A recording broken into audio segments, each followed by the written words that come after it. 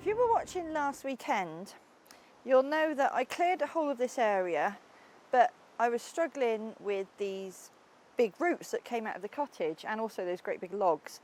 But I think, I did a little test just now, and I think I might be able to move them if I do it in the right way and try and shift them through that gate. So I'm going to give it a go. But Brendan and I would have done it together at the weekend, but the weather was appalling. And in fact, it's not great today, but there's been a bit of a gap in the rain. It's very windy, but it's quite sheltered on this side. I'm going to have a bash. We'll see how I get on.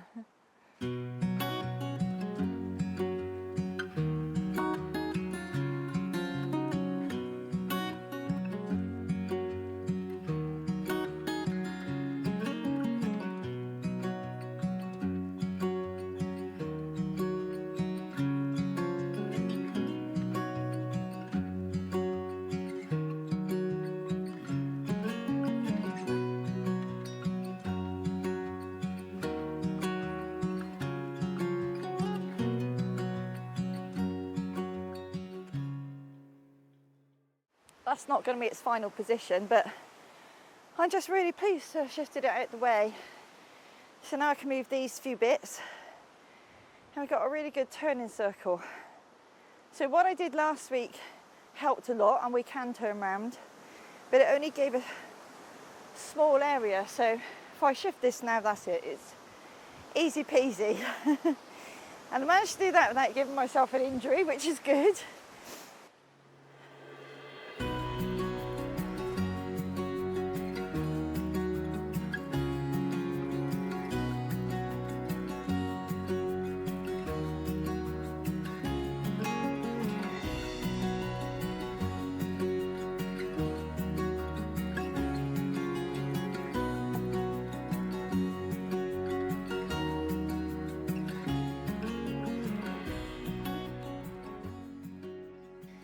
I'm going to clear these last few little stones.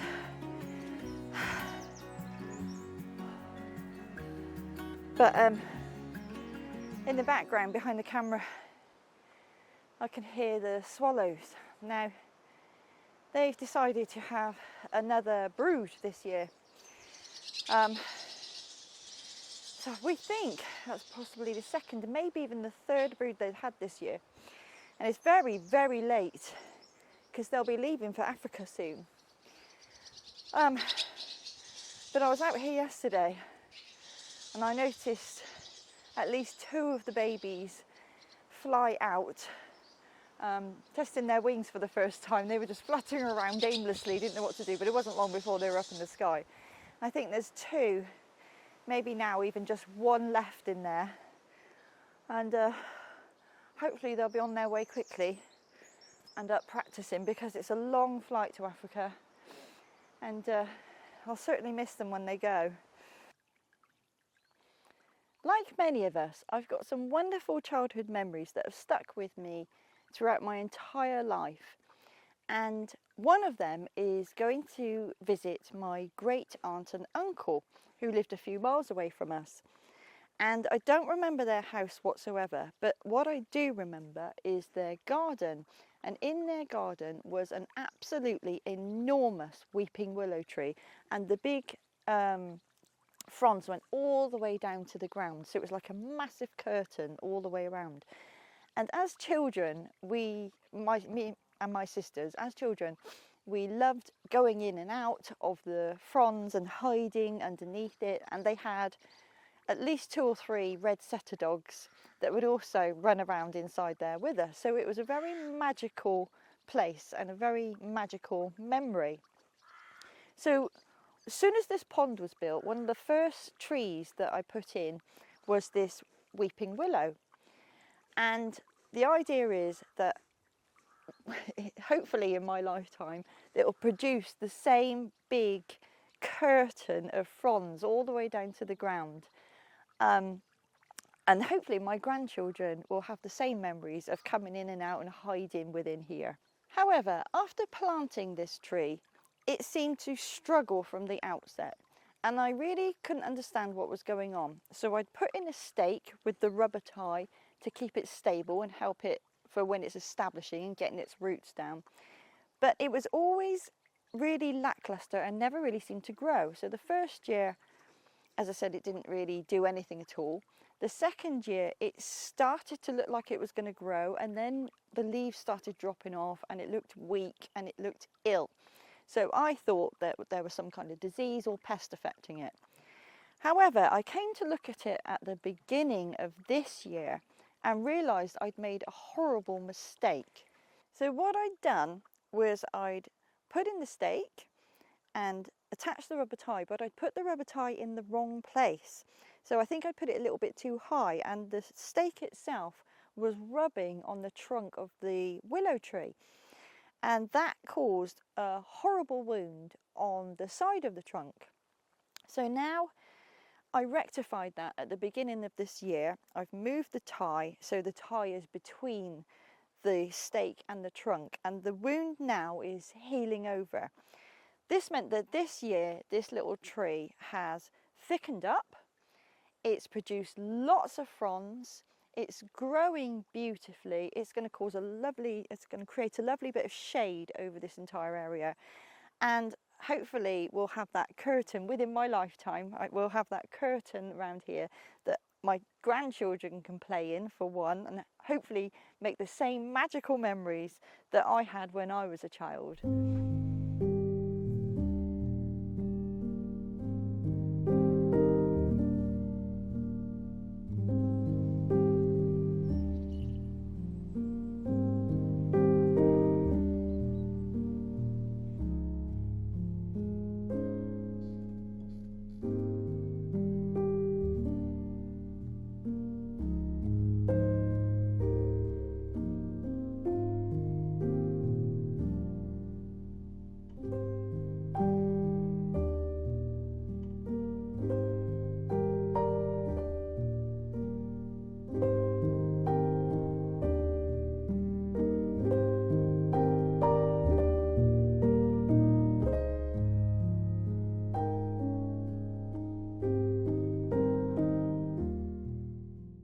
After a lot of rain, it's actually quite a nice day today. There's some blue sky up there. So I'm going to take a bit of a walk today. I'm going to go into the orchard. I'm also going to take a little trip into the meadow, but then I'm going to wander up to our stream, which borders our property, and it's a little trek up behind me here. Now, the last time we went up was probably a couple of weeks ago, and it had been very dry for quite a long time, so it was almost non-existent. So I'm quite interested to see what it looks like now after having had all the rain we have. But there's a reason I want to go into the orchard and the meadow, and that's because last night we were just relaxing in bed after having our dinner, and we were just settling down to watch TV, and I looked out the window and I saw our friends the red deer were back.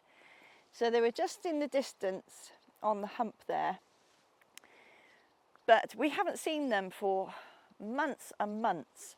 So the reason I want to go out and check the orchard and the meadow is because of the trees obviously we've got there. So I'm going to take a look and hopefully there's no damage.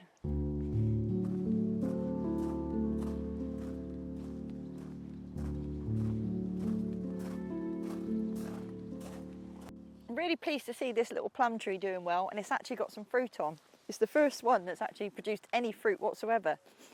But when it comes to our little trees that got munched earlier this year, they're recovering really well, and I'm happy to see that the deer didn't come back in the night and take another chunk out of them. So fingers crossed.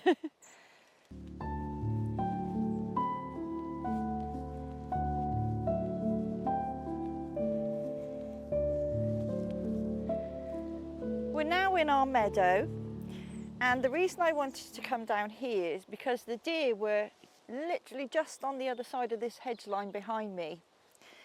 And at the beginning of this year we planted hundreds of native trees in here, so it's mostly a mix of birch and alder, and I was slightly concerned that the deer would have crossed from that side into this side and started munching on these trees as well. They seem to be all right, but what I have noticed is this little alder has lost quite a few of its leaves, and I can see the culprit right in front of me. It has what my hazel trees had earlier in the year, gooseberry sawfly, and they've taken quite a lot of the leaves off. Now I'm not going to worry too much about it now because it's autumn and all these leaves are going to be dropping soon anyway, but it's something that I'm definitely going to have to keep an eye on in the future. So now I'm going to make the trek to our stream, which is no mean feat in itself because it's long, wet, rushy grass.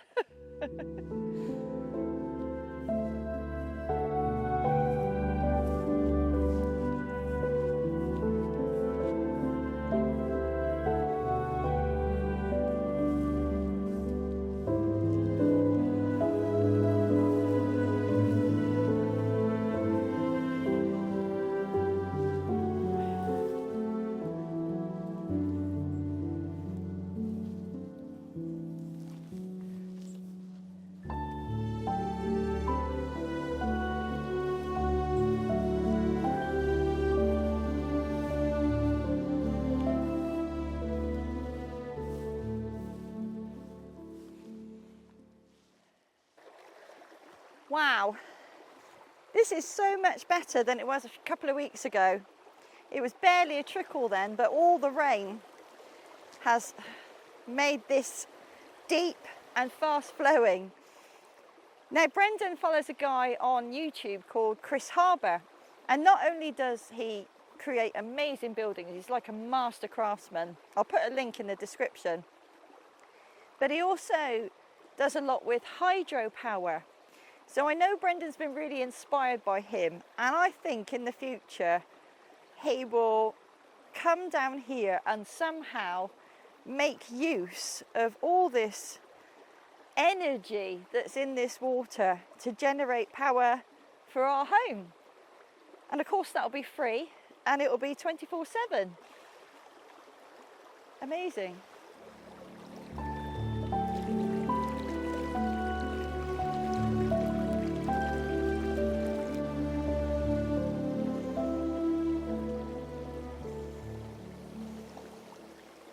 While I'm up here, I hope it comes out on camera, but you can see there's a very clear path that the deer have been taking, and it's behind a bit of a hump so that they can be a bit more discreet from seeing us. But what struck me, and it always does as I'm wandering around, obviously because this hasn't been grazed or managed in any way whatsoever, is the amount of wildflowers that are popping up. So we've got achillea and we've got some wild carrot amongst many others, but what I particularly love are these little purple wild scabious, which the bees and butterflies love. But yeah, it's another little joy just coming for a bit of a walk around. Anyway, I think I need to go back now and make myself a nice cuppa. That's been a bit of a trek.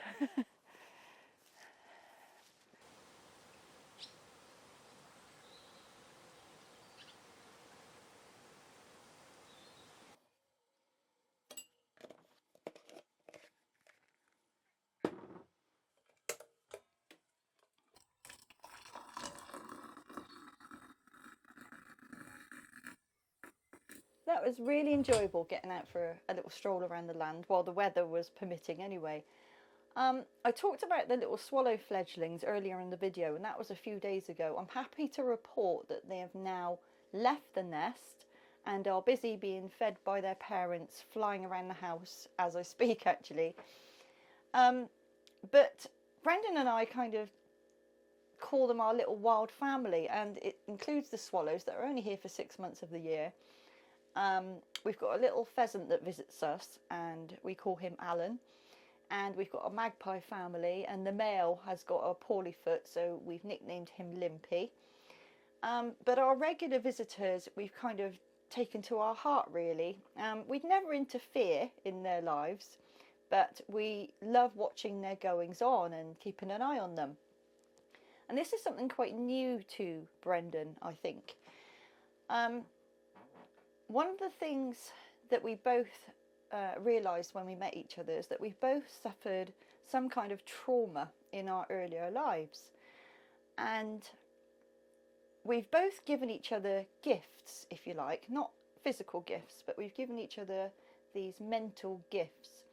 And my gift to him was the healing power of nature, and he's really taken that on board. He probably used to enjoy being out and about and visiting green spaces, but he's realised the seasons and the wildlife and just listening to the birds, watching the birds, he loves the birds, has given him this real sense of calm and, as I said, healing. It's healed him mentally. Now, on the reverse side of that, he's also given me a gift, and I would say that I was probably not the most positive person in the world before I met him, and he has infected me with his enthusiasm and positivity for everything that he does.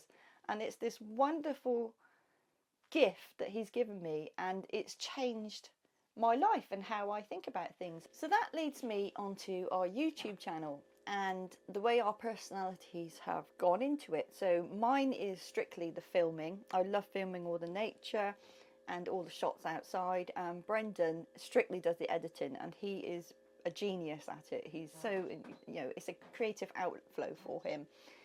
A chunk of our videos as they've been have been a little bit of the cottage renovation. And the majority of that recently has been clearing, and that's really all we can do. It's just we've got to clear it out before we can do anything else. So we've decided to cut that bit for the time being until we can get to a more interesting part, which is the renovation itself. Now, that doesn't mean to say that we're not going to be ever showing anything in there anymore, because we will if things are interesting, like when we took the trees down. But it does mean our videos may be a little shorter. So we're thinking about 20 minutes will probably be about right. On the back of that, I also wanted to talk about Patreon. Now, we put a post out the other day, and basically we have given everybody completely free access to our Patreon. Now, if you want to donate, that's entirely up to you, but we're leaving it completely as it is for the time being. And we've got some projects in the future that will be paid, but that's only because they will physically cost us money to do them. So our priorities at the moment are getting the chicken run finished. Now, that's been difficult in itself for several reasons over the past couple of weeks.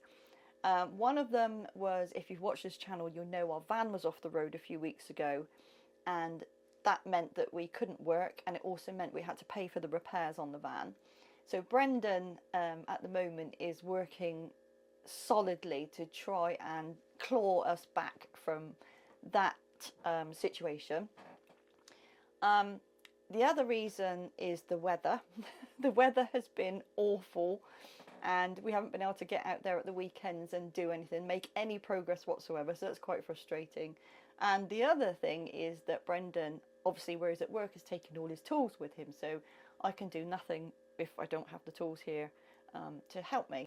And coming back to YouTube, I had a little battle with them this morning because you guys have been kind enough to give us height points, and those height points are not reflected in correctly.